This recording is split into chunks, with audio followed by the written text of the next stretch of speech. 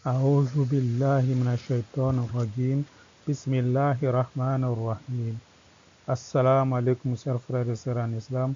Bonjour ou bonsoir aux frères en Adam qui ne sont pas musulmans. Bienvenue sur votre chaîne YouTube, la chaîne qui parle du Coran et particulièrement des miracles du Coran. Nous continuons notre série sur les miracles du chiffre 7 dans le Coran. Et cette partie est la sixième. Pour ceux qui tombent pour la première fois sur les vidéos de cette chaîne, je vous conseillerais de commencer dans l'ordre. Nous avons fait une série de vidéos, partie 1 jusqu'à partie 5. Je vous conseillerais de commencer par la partie 1 et suivre dans l'ordre pour pouvoir bien comprendre les vidéos. Donc, cette partie est la partie 7, la partie 6 plutôt. Nous allons voir les noms de Dieu dans le premier et le dernier verset qui mentionne Allah et les arrangements des lettres de ce premier et de ce dernier verset qui mentionne Allah. Donc l'arrangement avec les lettres alphabétiques, nous allons maintenant examiner une série d'arrangements fortement interconnectés et potentiellement complexes qui existent entre les lettres des deux versets. Nous avons établi que le premier verset qui mentionne le nom de Dieu en fait ne mentionne pas seulement un seul, mais trois des noms. Allah, Ar-Rahman et Ar-Rahim. Il y a 8 différentes lettres arabes, donc alphabétiques dans ces trois noms qui sont Alif, Lam, Ha, Ra, Ha, Mim, Nun et Ya. Le dernier verset qui mentionne le nom de Dieu contient 2 de ces noms, sont Allah et Samad. Il y a 6 lettres alphabétiques différentes dans ces deux noms, donc Alif, Lam, Ha, Sod, Mim, Dal. Donc voici le premier verset, donc les lettres alignées du premier verset avec les noms de Dieu, donc, et puis voici les lettres alignées du deuxième verset avec les lettres des noms de Dieu. Donc nous avons dit que le premier verset contient 8 lettres différentes et le deuxième 6 lettres différentes. Si nous additionnons 8 plus 6, ça fait 14 et 14 est multiple de 2. Alors nous disons que nous avons remarqué miraculeusement que tous les arrangements que nous faisons font des multiples de 7. C'est pourquoi nous parlons des multiples des miracles de 7 dans le Coran. L'arrangement des lettres de Allah, Ar-Rahman, Ar-Rahim. On va maintenant chercher les 8 lettres des premiers noms dans les 5 noms de Dieu. Allahu, Ar-Rahman, Ar-Rahim, Allahu Samad. Donc nous écrivons tous les 5 noms alignés, donc Allahu, Ar-Rahman, Ar-Rahim, Allahu Samad, et nous recherchons les 8 lettres du premier verset qui mentionne le nom d'Allah. Donc nous recherchons les 8 lettres de Allah, Ar-Rahman, Ar-Rahim. Donc Allah, nous avons 4 lettres qui sont dans Allah, nous mettons 4 ici. Dans Ar-Rahman, nous avons 6 lettres. Les 6 lettres y figurent, donc nous mettons 6. Ar-Rahim, également les 6 lettres de Rahim figurent, nous en mettons 6 ici. Allah, encore les 4 lettres figurent, nous en mettons 4 ici. As-Samad, donc As-Samad, il n'y a que 3 lettres de As-Samad qui sont dans le premier verset, donc nous mettons 3. Le Sod et le Dal ne sont pas dedans, donc il y a 3 lettres. Donc si nous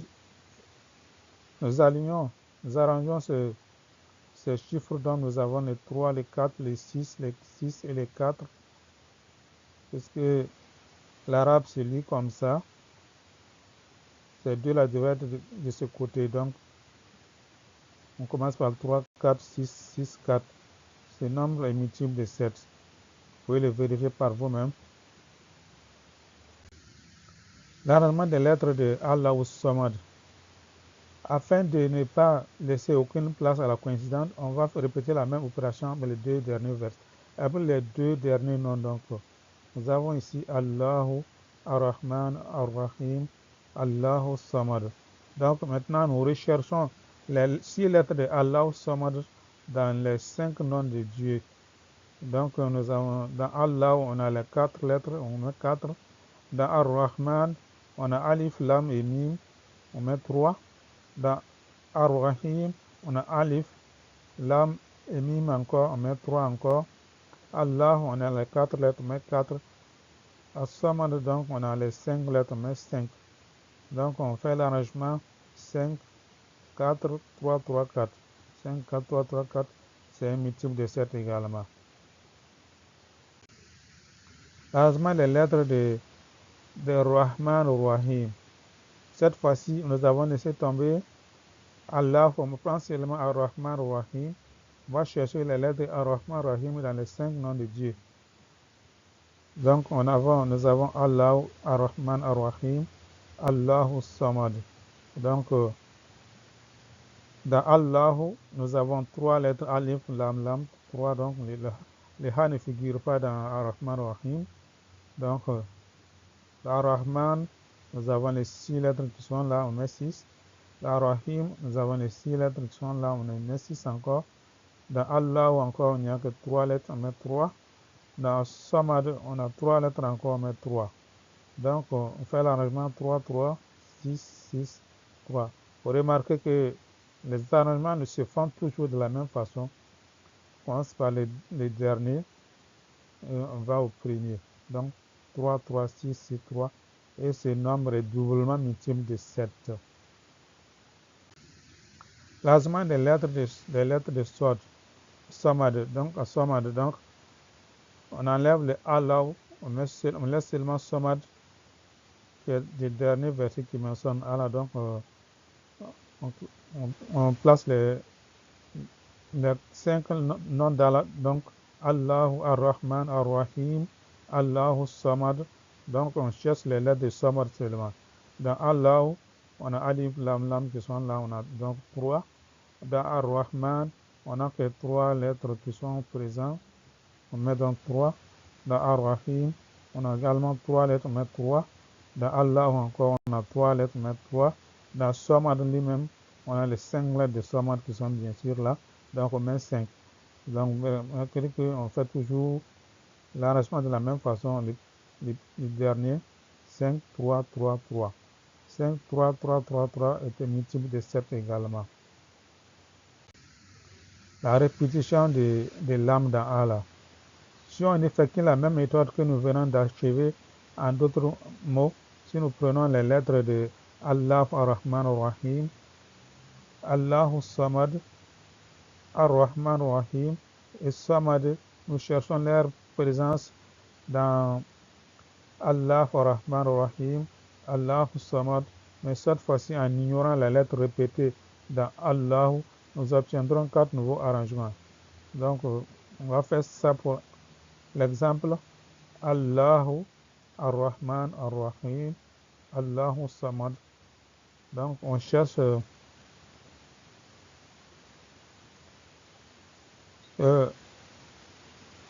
on a ici, on va mettre ici la lettre Lam qui se répète, donc on va avoir 3.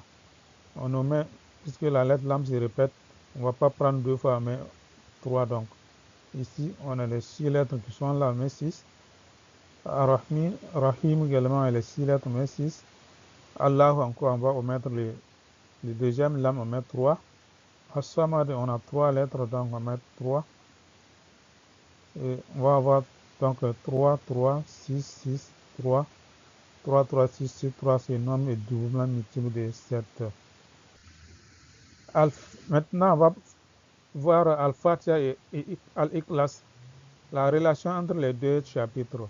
D'abord, le mot Al-Fatiha en arabe, c'est que Al-Fatiha contient 7 lettres. Similairement, le mot Al-Ikhlas contient donc 7 lettres également en arabe. Et c'est juste une petite observation. De plus, Surat Al-Fatiha est le chapitre 1 et il a 7 versets. Et Surat Al-Ikhlas est le chapitre 112 et il est composé de 4 versets. Ce nombre peut être arrangé de la façon suivante. Donc, Surat Al-Fatiha, le chapitre c'est 1, le nombre de versets c'est 7. Surat Al-Ikhlas, le chapitre 112, le nombre de versets c'est 4. Donc, on fait un arrangement avec ces chiffres-là, ces nombres-là. On met 4, 1, 1, 2, 7, 1. Classement selon cet ordre. Et ce nombre donc est un multiple de 7 également. La relation entre les deux versets. Le verset Bismillah ar-Rahman ar-Rahim se trouve dans le chapitre 1, verset 1. Quant à Allah-Samad, il se trouve dans le verset 2 du chapitre 112. Le nombre que nous obtenons est multiple de 7 dans les deux sens. Nous avons donc Bismillah ar-Rahman ar-Rahim. Le chapitre c'est 1, le verset c'est 1. Allah-Samad, le chapitre c'est 112, le verset c'est 2. Si nous faisons un arrangement de ces nombres dans ce sens, comme ça, on a 2, 1, 1, 2, 1, 1. Ce nombre est multiple de 7.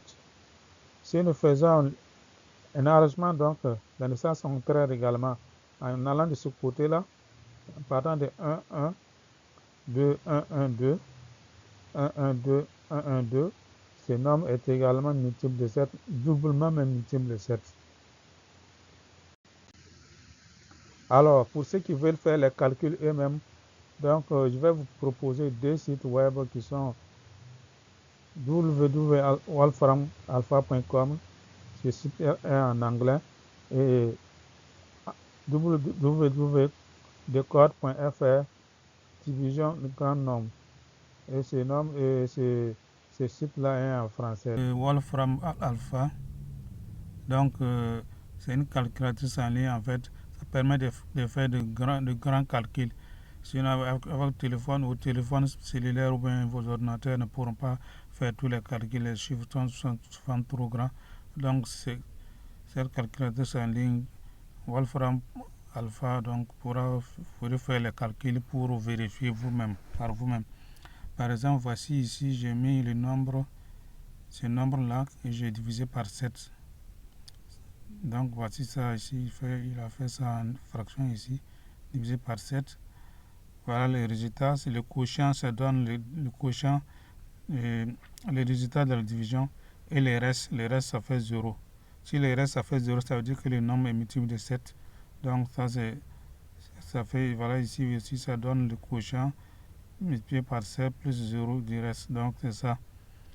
Donc c'est quelque chose qui est simple. Il faut mettre le nombre et puis diviser par le nombre que tu veux, et puis ça te donne le reste, le résultat de la division plus le reste. Donc si le reste c'est 0, ça veut dire que le nombre est divisé par 7 et multiple de 7. Donc, voici un deuxième site, une deuxième calculatrice en ligne donc pour faire vos calculs. Celui-là c'est decode.fr, division grand nombre. Ce deuxième site-là, lui, il est en français, l'autre était en anglais. Donc, vous mettez le nombre 1, le numérateur. Voilà un nombre que j'ai mis ici. Le nombre divisé par le nombre 2 qui est le dénominateur. J'ai mis 7 ici. Pour précision, le nombre de chiffres après la virgule. Si le nombre n'est pas divisé par 7, par exemple, il va avoir des virgules au niveau des résultats. Donc, pour préciser le nombre de chiffres après la virgule, j'ai mis 3 ici. Ensuite, vous faites la division, vous cliquez ici, diviser nombre 1 par nombre 2, et vous avez le résultat qui s'affiche à gauche ici. Vous avez ici le résultat. Vous voyez qu'il n'y a pas de virgule dans le résultat. Si ce n'était pas divisé par 7, il va y avoir virgule quelque part, et puis on va mettre 3 chiffres après la virgule. Donc, c'est ça, cette calculation en français, l'autre était en anglais.